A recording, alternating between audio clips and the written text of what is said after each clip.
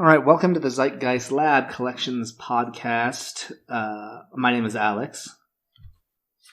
My name is Brian. And we are here for the final lab experiment for CanCon season. I hope that we managed to drop this before the season finale, but there's a lot of moving parts. We're recording just days before the season finale is supposed to drop, which I haven't edited. So we'll see. But either way, we're here talking about Canada, and we are joined once again by co-host of the Sadie Hawkins pod, Danny Leary. Danny, thank you for being here again with us tonight. How are you? I'm good. I'm COVID free. I'm living life. I'm good. Yep. I haven't even listened to this playlist since the last time we talked, except for 10 minutes before we got on here. So I completely forgot. I didn't completely forget, but I sort of forgot what songs were in here. So gotcha. Yeah. Okay. So, I think we're going to talk about ska again, and that's because our best laid plans of talking about it last time, they didn't really go to plan for a number of reasons. First of which was I just needed a primer on ska, apparently. So we spent an entire hour with you just kind of educating me on ska, which was very fascinating.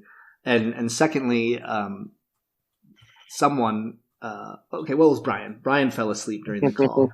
And I think that, after that happened, Danny and I talked about it, and both he and I would have been fine to never bring it up. We didn't want to make Brian feel bad because these things happen, but Brian admitted it.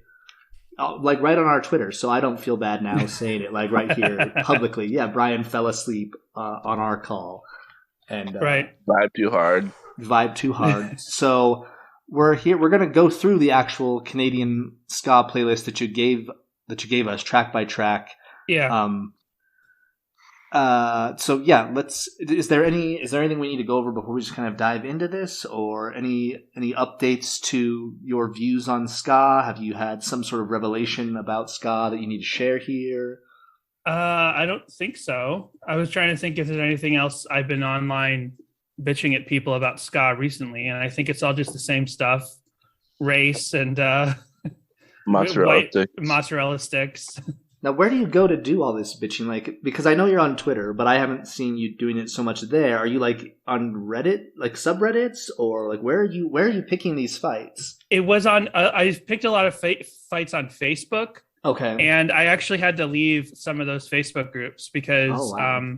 So we talked about this last time when we kind of were just going over ska in general, but part of maybe the issue with ska music overall nowadays is that there's no real central hub of information about it, of its history. It's all of this history which has happened, there's very little sort of collating of it. There's not enough documentaries. There's randomly 3 books all came out in the same year. Okay. But when it comes to learning about ska information, all you can pretty much find is the first wave. You can find books and documentaries about the first original Jamaican ska. You can find books and movies about the second wave in England that happened concurrently with the rise of punk music. But then once it gets to America, there's no information about it. So everyone just sort of argues, including me, about all of these things about third wave ska, because there's no central core place to find the information or to kind of learn about it. When you're punk, right? You go to any particular podcast, or you go to some particular documentary or some particular book, and then that sort of shapes your view of punk, and then everyone debates what's punk or not. But there is an answer to what is ska, and everyone learns about it differently because where you go to learn what ska is. So anyway, there are these Facebook groups, and everyone for some reason, ska Facebook world is really, really toxic. Everybody hates all everyone's of Facebook knowledge. Is really, really toxic. It's not just specific to ska. Right. I don't know. Somehow I thought the ska Facebook world will be nice, because there are other Facebook groups I'm on that are kind of that are nice-ish. But that world isn't. But then ska Twitter is much more positive and. Whatever. So that's some of the stuff that's been going on with me yelling at people about ska, but I had to leave those Facebook groups. Okay. All right. Well, so for my opinion, or my perspective, if the only way to know about ska is what you hear about it online or what other people are saying, that means 100% of everything I know about ska comes directly from you. So anything Yes. that I get wrong is because you've gotten it wrong and educated me wrong. I just want to go on the record with that. Right. So we're going to jump behind the paywall. This time I promise to everyone listening, we are going to talk about this playlist. So head on over to patreon.com/ZGLabPod for $3 American, $4 Canadian. You can get access to this and many other great things, I'm sure. So let's jump behind the paywalls.